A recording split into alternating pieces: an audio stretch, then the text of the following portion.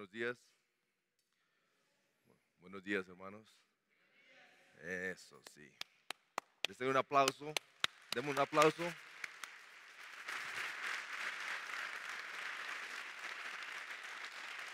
Dese la bienvenida y demos la bienvenida al Señor Jesucristo y a cada uno de nosotros. Y en el proceso nos calentamos. Hermano Quique, Dios le bendiga. Qué gusto verlo. Hermano Santiago, cada uno, hermano Valencia, cada uno de ustedes. Es un placer verlos. Que nos da la vuelta y saluda a su hermano en esta gloriosa mañana.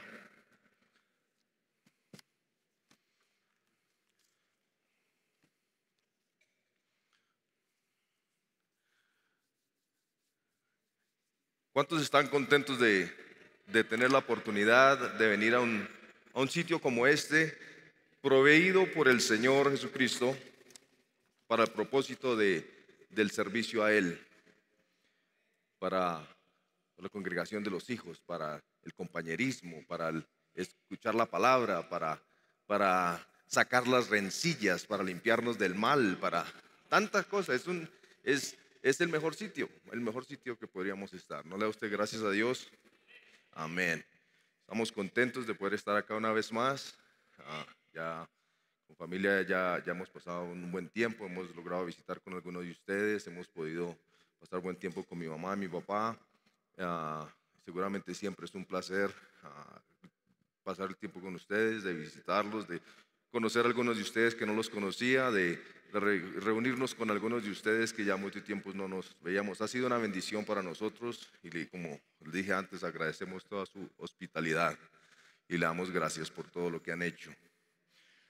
Venimos esta mañana con un propósito único, que es el objetivo real, el que nos une de verdad, que es honrar la resurrección de nuestro Señor Jesucristo, de venir al reconocimiento que sin ese sacrificio ni usted, ni yo, ni nadie tendría la oportunidad de ser participantes, coherederos, mucho menos los que recibimos el beneficio del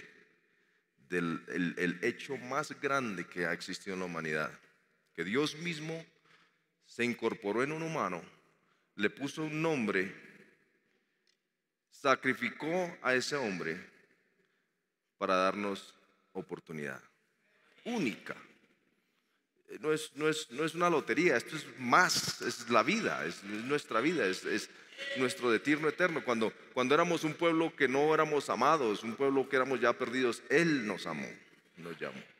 Por tanto, estamos aquí con el propósito de honrar la resurrección, no en una manera tradicional, pero que el mismo Jesús que resucitó hace 2000 años también se resucite hoy en nuestras vidas. Amén. ¿Cuántos necesitan de Dios en esta mañana? Amén. Todos somos necesitados. Oramos que el Señor nos ayude.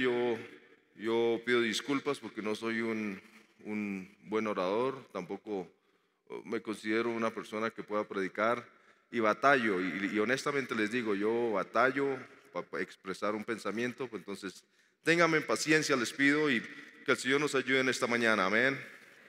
Si me acompañan al libro de los Números.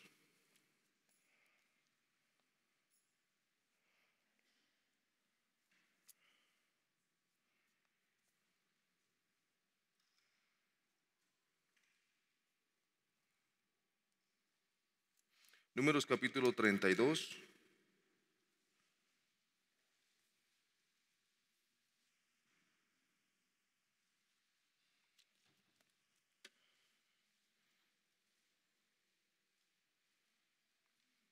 Vamos a leer el verso 1.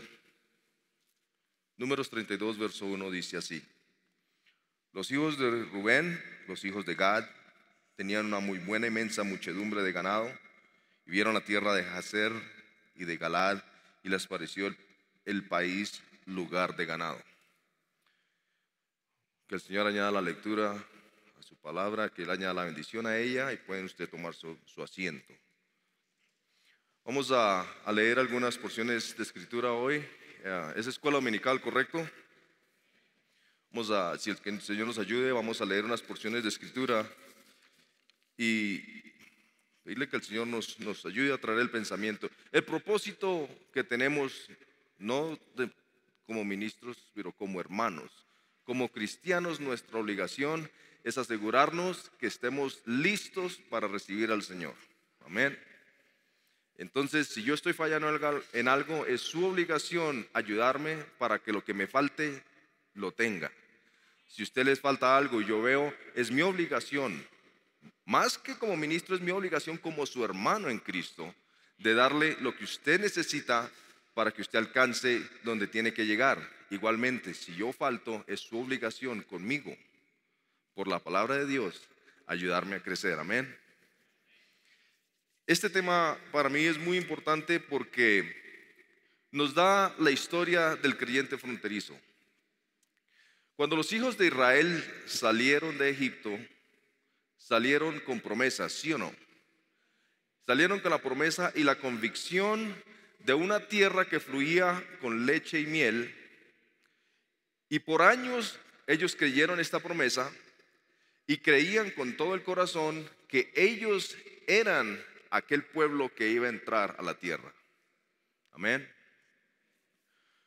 A medida que pasó el tiempo, cuando llegó el día donde esta promesa tenía que cumplirse, Dios levantó un hombre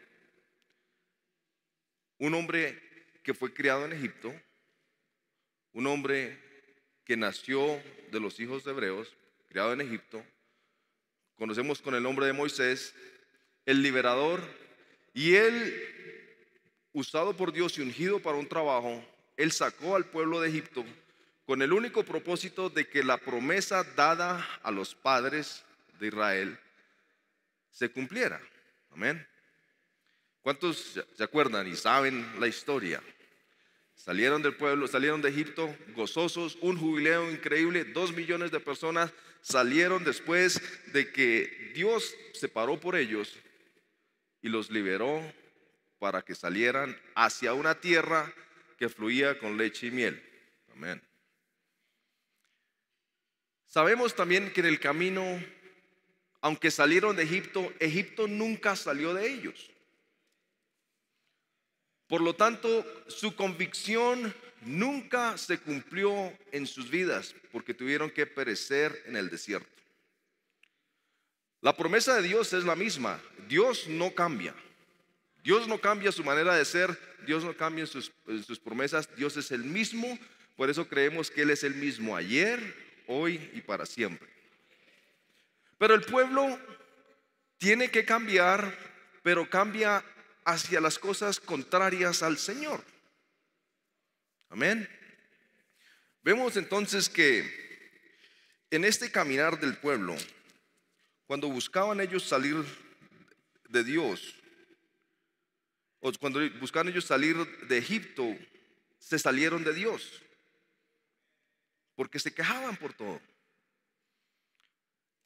Imagínese usted, tenían la protección del Señor, la bendición del Señor los seguía, no sufrían de hambre, no se desgastaban sus ropas, no se desgastaban sus zapatos.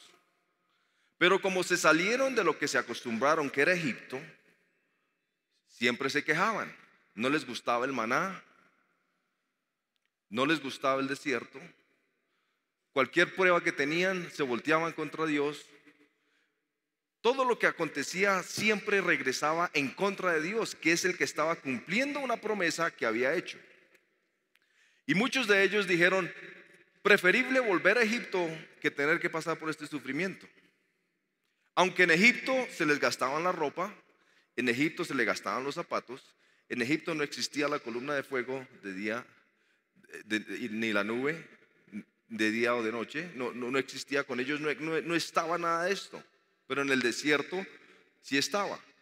Pero se amarraron tanto a la vida que llevaban, que cuando la promesa llegó a su cumplimiento, no pudieron dejar esa vida atrás. El Señor los sacó de una manera poderosa, los llevó tan cerca como pudo, pero el pueblo siempre rehusó al Señor. Esto no es una historia. Lo leemos como historia en el pueblo de Israel, pero no es una historia. Es un patrón que ha cortado la humanidad por el pueblo de Israel, que hoy camina el mismo patrón el pueblo gentil. Es un reloj. Cuando miramos que el reloj de Dios hay que verlo completamente. Hay que ver por dónde pasó Israel y compárelo usted dónde está el pueblo gentil el día de hoy. Entonces sí sabemos dónde estamos. Es el propósito, que no solo que se vea como una historia. Es bueno ver la Biblia y ver qué difícil era para el Señor lidiar con Israel. Y por encima de todo lo que hacían, el Señor estaba ahí, fiel a sus promesas. Pero el pueblo de Israel no. Llegó un punto, y es donde quisiera yo concentrarme de pronto en esta mañana. Llegó un punto donde la herencia que se le iba a dar a estas tribus era para ser entregada en la tierra prometida. Amén. Bueno, entonces hacemos esta pregunta, la hicimos antes y volvemos a hacerla. ¿Cuál era el gigante más grande de la Biblia?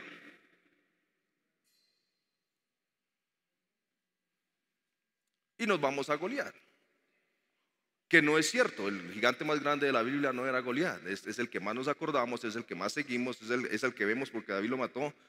Pero había un gigante más grande.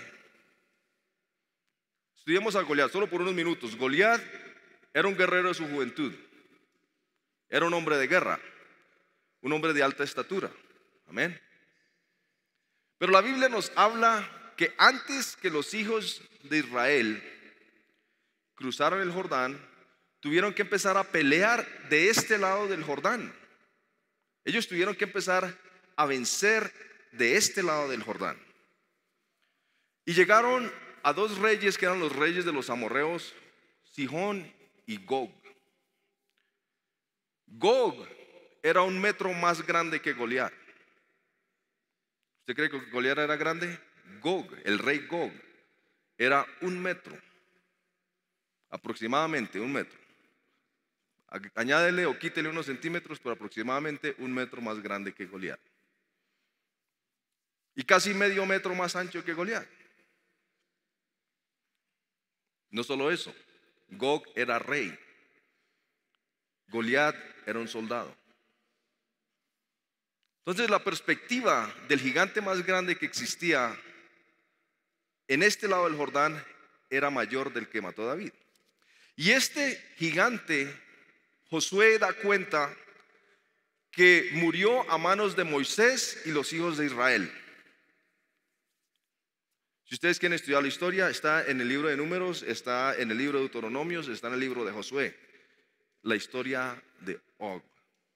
Fue tanto el impacto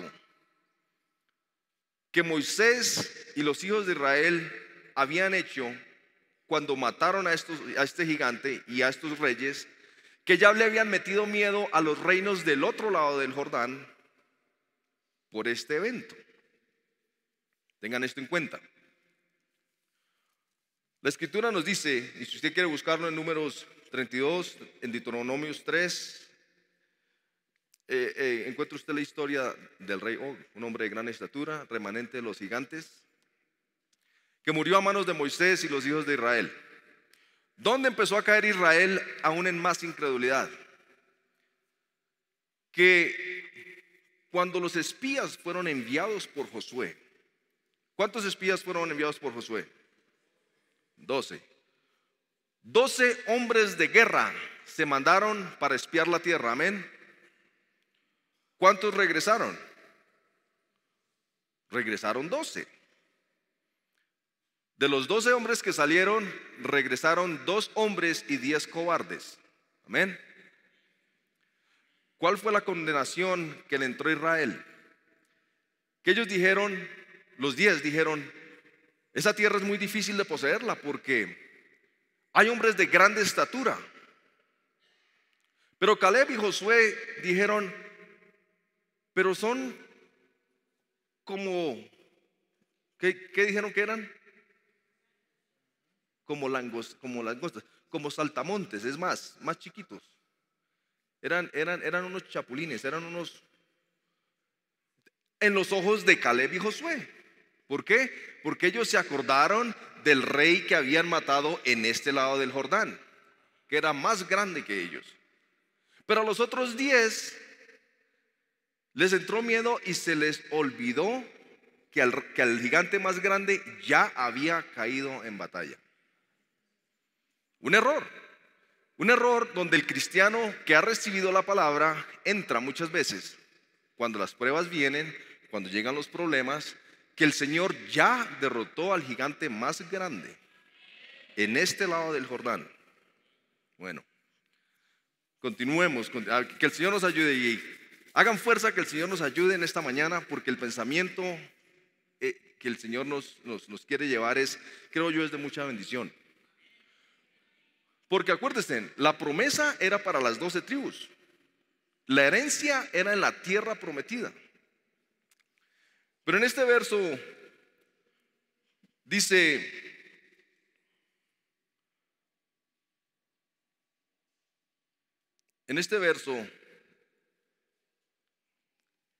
nos dice la escritura que estas tribus, después de matar al rey Sihón y al rey Og,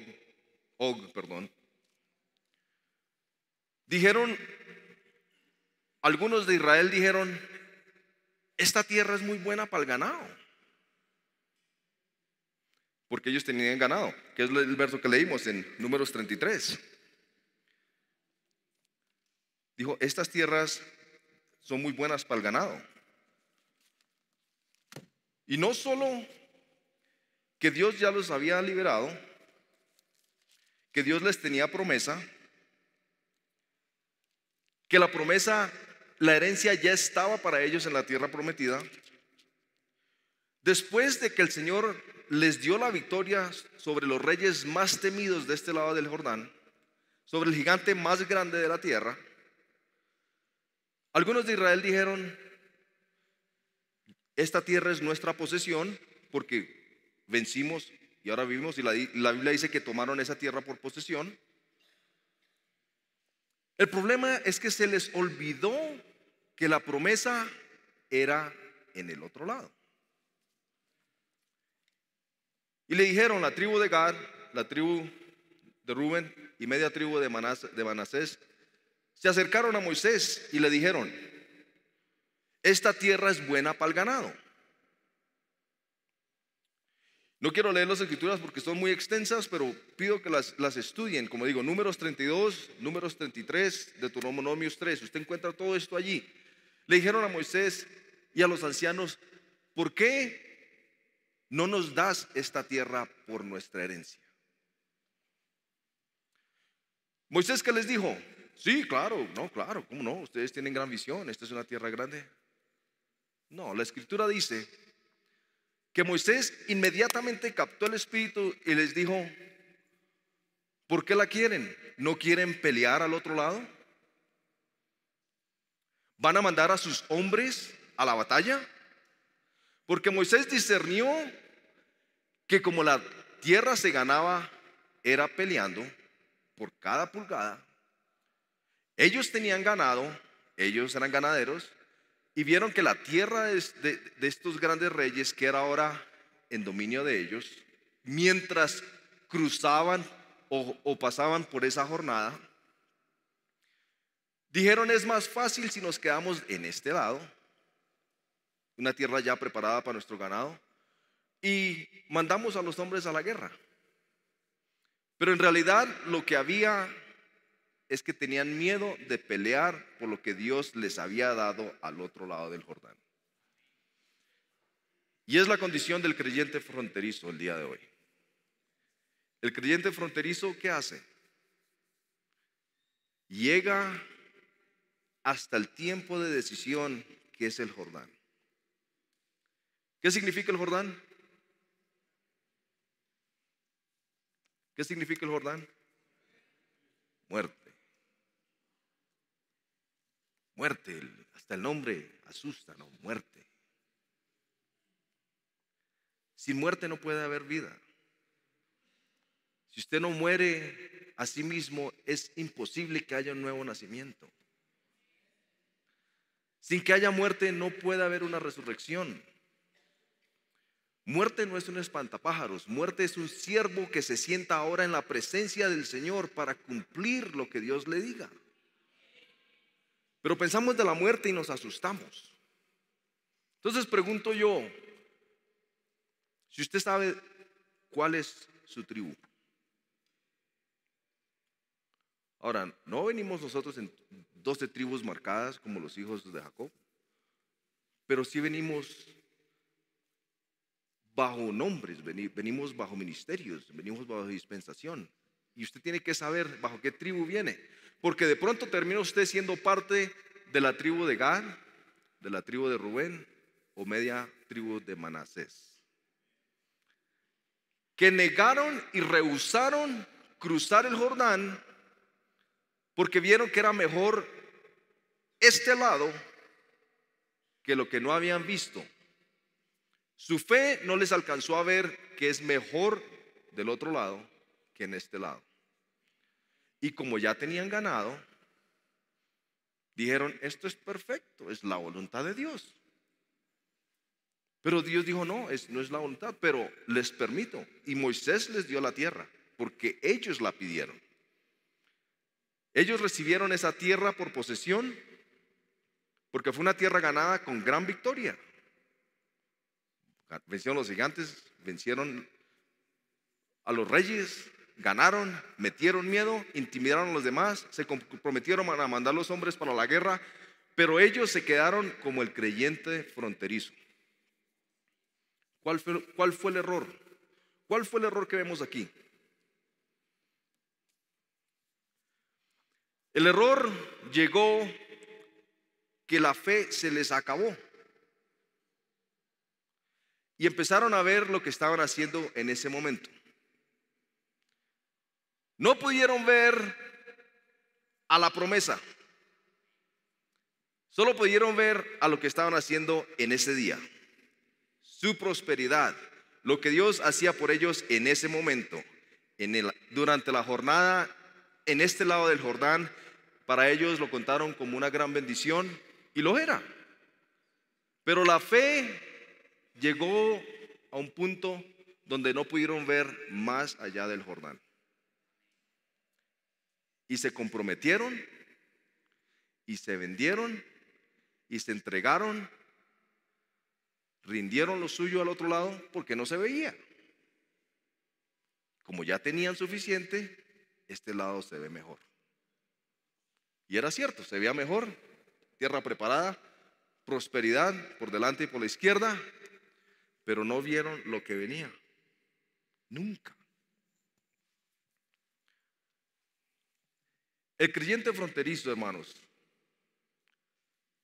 como estas tribus, cuando llegaron al Jordán, llegaron al Jordán y no cruzaron por el miedo de pelear por lo que no se ve. Estaban satisfechos porque estaban relacionados con las tribus que iban a cruzar al otro lado. Gloria a Dios, son mis hermanos, vamos, pa'lante, vamos a ganar la batalla. La tierra es nuestra, pero ellos no cruzaron. Quedaron con la satisfacción de tener una relación con los que iban al otro lado. Estaban cómodos en la frontera sin darse cuenta que los demonios tras demonios que venían siguiendo a los hijos de Israel también llegaron a la misma frontera. ¿Qué querían estos demonios? Buscar la manera de entrar a la tierra prometida. ¿Sabe usted que todo demonio que existe está suelto en contra suya en el momento que usted acepta al Señor Jesucristo como su único y suficiente Salvador? ¿Sabe usted que todas las fuerzas del infierno se sueltan en contra suyas cuando usted acepta que usted es el beneficiario y el receptor del mensaje más grande que ha llegado a la faz de la tierra? El mensaje que ha venido por nuestro profeta hermano William Marion Branham. ¿Sabe usted que usted por pararse por la palabra verdadera tiene todo espíritu y demonio en contra suya?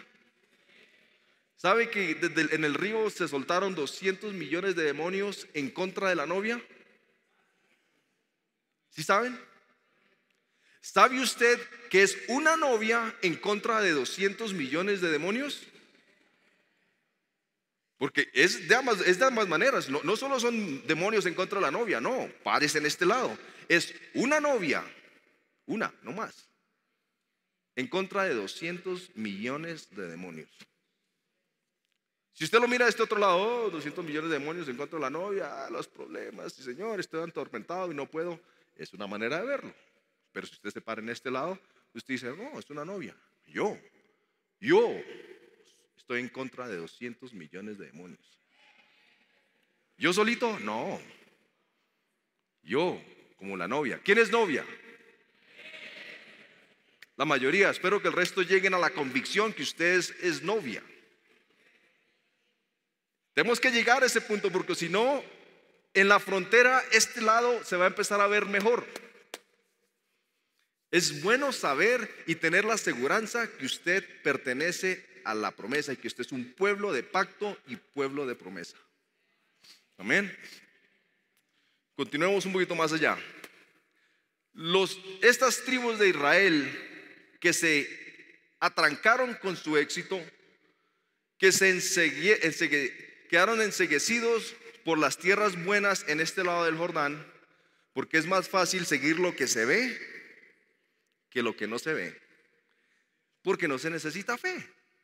Si usted ve algo, no necesita fe. Ahí está. El pasto es verde. Ahí está, el pasto es verde. Yo no necesito fe para ver que el pasto es verde. Pero si alguien me dice el desierto florecerá, yo necesito fe para verlo. Pero si usted me dice, no, el pasto es verde afuera. No, sí, está verde, ha llovido bastante, está verde, hay que cortarlo. Ya lo han cortado, es muy bonito, muy verde, todo está muy florece y mucha agua, humedad. Es fácil, yo no necesito fe para ver eso. Pero cuando alguien dice el desierto florecerá, ¿cómo es posible? Si necesitamos agua para que salgan las flores y en el desierto no cae agua. Es necesario tomar la palabra de Dios y creerla y ver la cosa que no es como que ya es. Amén. El hermano F.F. Bosworth hizo una de sus tantas aclaraciones. Dijo: fe real es la fe que se regocija de las promesas de Dios como que ya las recibió y las está disfrutando. Estas tribus de Israel no tenían eso. Ellos prefirieron disfrutar lo que tenían y dejar que se fuera la promesa, porque ellos pensaron, ¿para qué recibirla ya cuando la podemos recibir aquí? Y se dejaron comer del cuento. Pero el problema llegó que demonio tras demonio y miles de demonios que venían tras el pueblo de Israel, no porque quieren atormentarlos, pero los demonios anhelan entrar a la tierra prometida, porque saben que están en una condición caída. Saben que ellos no tienen manera de sobrevivir excepto puedan entrar a la tierra de promesa. Pero la tierra de promesa no es para todos, solo para los que han recibido, los que tienen simiente. Entonces un demonio viene no tanto para atormentarlo, pero él está buscando la manera que por usted de pronto haya una posibilidad de entrar a la tierra. Pero no pueden, porque hay un proceso y ellos no pueden seguir ese proceso, pero buscan la manera de colarse. De pronto si me meto por esta hermana, de pronto por este problema me infiltro, porque es pueblo de promesa. A estas tribus, 2 tribus y media de Israel, se les olvidó y nunca tuvieron en cuenta que en la misma frontera, por eso es tan peligroso ser un creyente fronterizo. Usted o es o no es. Pero el creyente fronterizo se acostumbra a lo de acá y lo toma como que es la bendición de Dios, que lo es, pero no es toda la bendición de Dios. Y en esta condición está en el mismo terreno de cuanto demonio existe. Por lo tanto, un creyente fronterizo está sujeto a los demonios. Vamos a probar esto en la escritura. Sin saber que estaban sujetos a los demonios,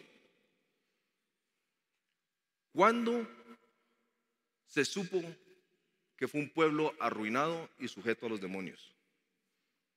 Cuando vino la vida, cuando vino Jesús. Vamos a empezar a cerrar este pensamiento rápidamente, y perdónenme que corte yo tanto, pero si me acompañan al libro de San Marcos ahora. San Marcos capítulo 5.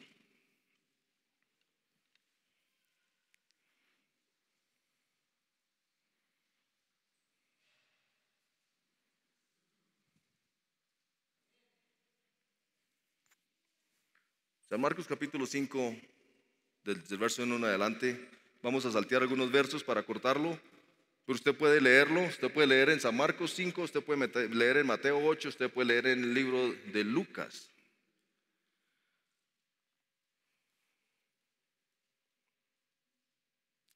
Pero en San Marcos capítulo 5 dice: vinieron al otro lado del mar, a la región de los Gadarenos. ¿Qué son los Gadarenos? El pueblo o la tribu de Gad. Estos son los Gadarenos. Los Gadarenos son los que vienen de la tribu de Gad. Y cuando salió él de la barca, enseguida vino a su encuentro de los sepulcros un hombre con un espíritu inmundo, que tenía su morada en los sepulcros, y nadie podía atarle, ni aun con cadenas, porque muchas veces había sido atado con grillos y cadenas, mas las cadenas habían sido hechas pedazos por él, y desmenuzados los grillos, y nadie podía dominarlo. Seguimos más adelante. No saltemos, continuemos más bien al 5. Y siempre de día y de noche andaba dando voces en los montes y en los sepulcros, hiriéndose con piedras. Cuando vio pues a Jesús de lejos, corrió y se postró ante él. Otros versos dicen que vino y le adoró. Y clamando a gran voz dijo: ¿quién eres conmigo, Jesús, Hijo del Dios Altísimo? Te conjuro por Dios que no me atormentes. Porque le decía: sal de este hombre, espíritu inmundo. Y le preguntó: ¿cómo te llamas? Y respondió diciendo: Legión me llamo, porque somos muchos. Y le rogaba mucho que no lo enviase fuera de aquella región. ¿De cuál región? La región que los hijos de Israel pelearon y le dijeron a Moisés: danos esta tierra por nuestra herencia. Estaba allí cerca del monte un gran hato de cerdos paciendo, y le rogaron todos los demonios diciendo: envíanos a los cerdos para que entremos a ellos. Y luego Jesús les dio permiso, y saliendo aquellos espíritus inmundos entraron en los cerdos, los cuales eran como 2000. Y el hato se precipitó en el mar por un despeñadero, y en el mar se ahogaron. Fíjese, los que pensaron una vez que esta tierra es buena para ganado, terminaron apacentando cerdos. El creyente fronterizo, sujeto a demonios, dominado por legiones. ¿Por qué? Porque esta tierra antes del Jordán aparentemente es buena. No lo es. No lo es. Fíjese, quiero leer de hermano Branham. Dice el hermano Branham: si usted sabe, este fue el evento antes de la resurrección de la hija de Lázaro. El evento antes de la resurrección de la hija de Lázaro, dice el hermano Branham. Nuestra escritura esta noche, hablando de un hombre desesperado, en desesperación, un hombre por el nombre de Jairo. Él estaba en el medio del ministerio de nuestro bendito Redentor, Salvador, cuando estaba aquí en la tierra. Él tomó mucho tiempo en oración. Él subió al monte y él oró. Y un día antes que había cruzado el mar, cuando Jesús fue allí en este mar tormentoso, cuando fue al otro lado para ayudar a una sola persona, él fue a Gadara para ayudar al loco de Gadara, que estaba amarrado en las tumbas. Él cruzó este mar tormentoso para ayudar a un hombre emproblemado, porque un alma lo estaba llamando, un alma clamaba por él, y es el mismo de ayer, hoy y para siempre. Él viene de la gloria.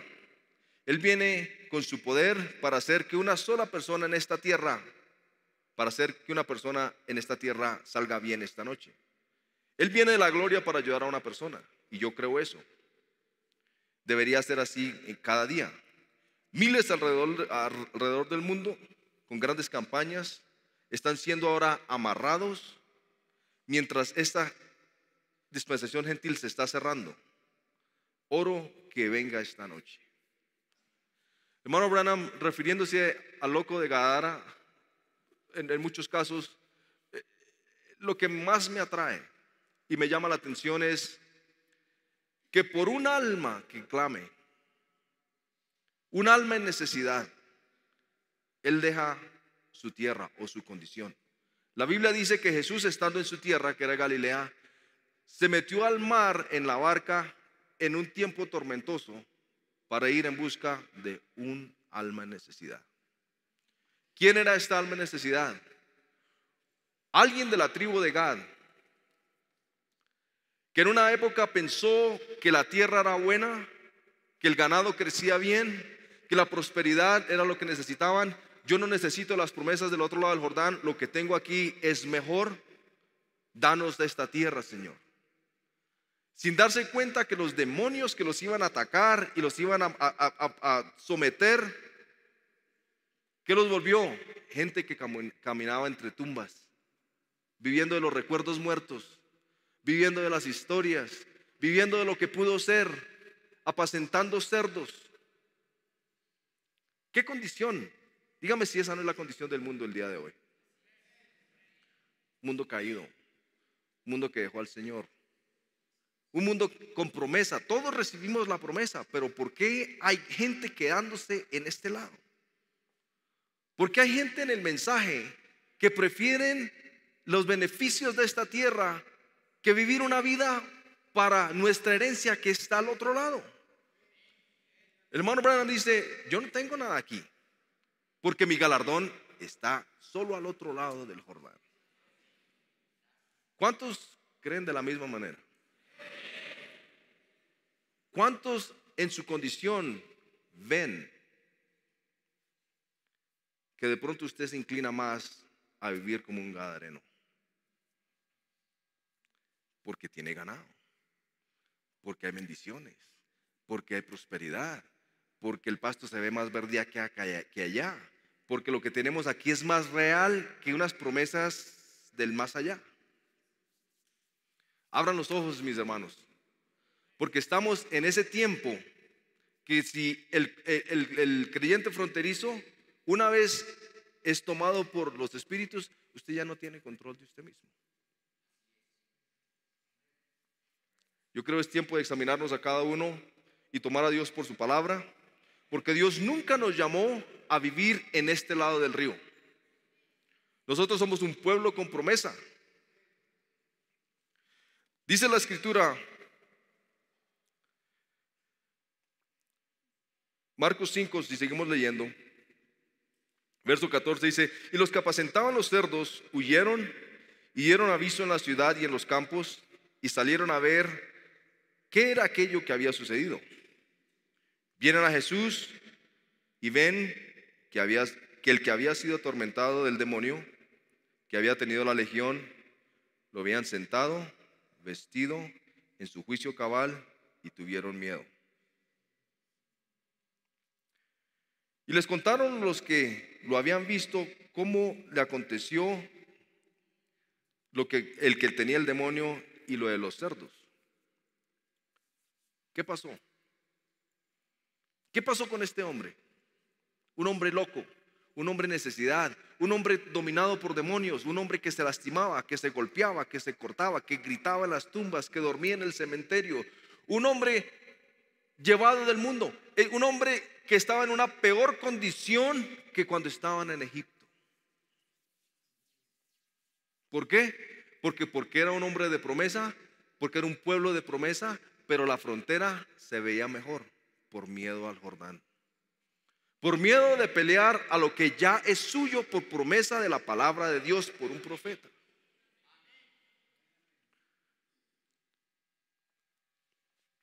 Pero ¿qué pasó con este hombre cuando vino Jesús? Fue un hombre, dice en la Biblia, un hombre que estaba en su mente correcta, un hombre en su mente cabal, y lo más tremendo, un hombre postrado a los pies de Jesús. Uno solo. Jesús, dice el hermano Branham, debió de haber habido un avivamiento grande en la tierra de los Gadarenos. Por este solo evento, dijo, toda esa tierra debió haberse reventado en un avivamiento. Pero ¿qué pasó? El verso siguiente. Y le rogaron a Jesús que se subiera en su barco y se fuera de sus costas. Uno, no más. ¿Por qué no todos? Porque cuando estaban con Moisés, cuando tenían la promesa, dijeron, es mejor acá que allá. Es buena tierra para ganado. Sin saber que por demonios iban a terminar apacentando cerdos, locos, viviendo en cementerios, viviendo en una condición inmunda, perdidos, sin nadie que los salve. Y por el clamor de uno, que causó que Jesús viniera otra vez a este lado, le dio la oportunidad a toda una nación, a todo un país que ya había negado entrar a la tierra prometida. Vino Jesús otra vez a darles la oportunidad de liberación por la sanidad de este hombre. Y la respuesta de ellos fue, por favor, Señor, métase a su barco y váyase. No nos atormente. Ya se habían acostumbrado a sus maneras. Lo que era ganado antes eran cerdos. Lo que era una tierra verde y fértil era un cementerio. Lo que era liberación era una gente atormentada. Y con Jesús, por ser un hombre simple, un mensaje simple, ver un hombre liberado a los pies del Señor, ¿qué le causa a usted? Si usted viera a un ser querido que usted piensa que para él no hay salvación, si usted lo viera entregado a los pies del Señor. Si se ponen de pie mientras oramos, mediten estas cosas. ¿Qué haría usted?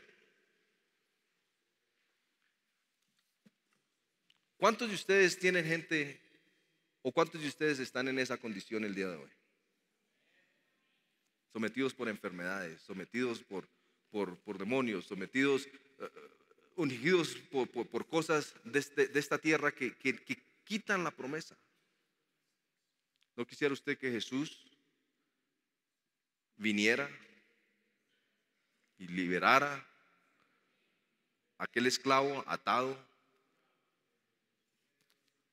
atormentado, lleno de malas cosas? Ese mismo Jesús que liberó a ese hombre de Gadara, siendo un pueblo que rehusó la promesa, cosas. No se encuentre usted en esa misma situación en esta mañana. Y mediten estas cosas. Mientras la palabra viene, mientras procede durante el servicio, mediten estas cosas. Y si usted necesita liberación, mediten estas cosas y pida, porque Jesús, si viajó tanto en mal tiempo por uno solo. Dice el hermano Branham, si este hombre tenía tanta fuerza bajo el poder de un demonio, ¿cuánta más fuerza puede tener una persona bajo el poder del Espíritu Santo? Inclinamos nuestros rostros. Buen Dios y Padre Celestial, agradecidos contigo, Señor, una vez más, porque eres bueno, eres fiel, Señor, porque eres infalible, Padre, porque tu palabra, Señor, es duradera para siempre, Señor, porque no eres falto a tus promesas, porque nos has bendecido, Señor, y aquí estamos, Señor, como testimonios de que es la verdad, de que tu palabra es la verdad. Por lo tanto, Señor, pedimos que estas palabras entrecortadas, de pronto mal presentadas, Padre, que caigan en corazón necesitado, Señor, sabiendo que eres tú, Señor, el que haces la obra. Pedimos por los jóvenes, Señor, por los ancianos, por los que vienen aquí, los que han hecho el esfuerzo, Señor, que con revelación vienen con un propósito y es de honrar la santa resurrección de tu Hijo Jesucristo, Señor. Oramos, Señor, que en esta mañana seas tú resucitado en nuestras vidas, en nuestros hogares, Señor, en la congregación de tus hijos, Padre. Que seas tú haciendo la obra, Padre, mientras nos preparamos al servicio que viene.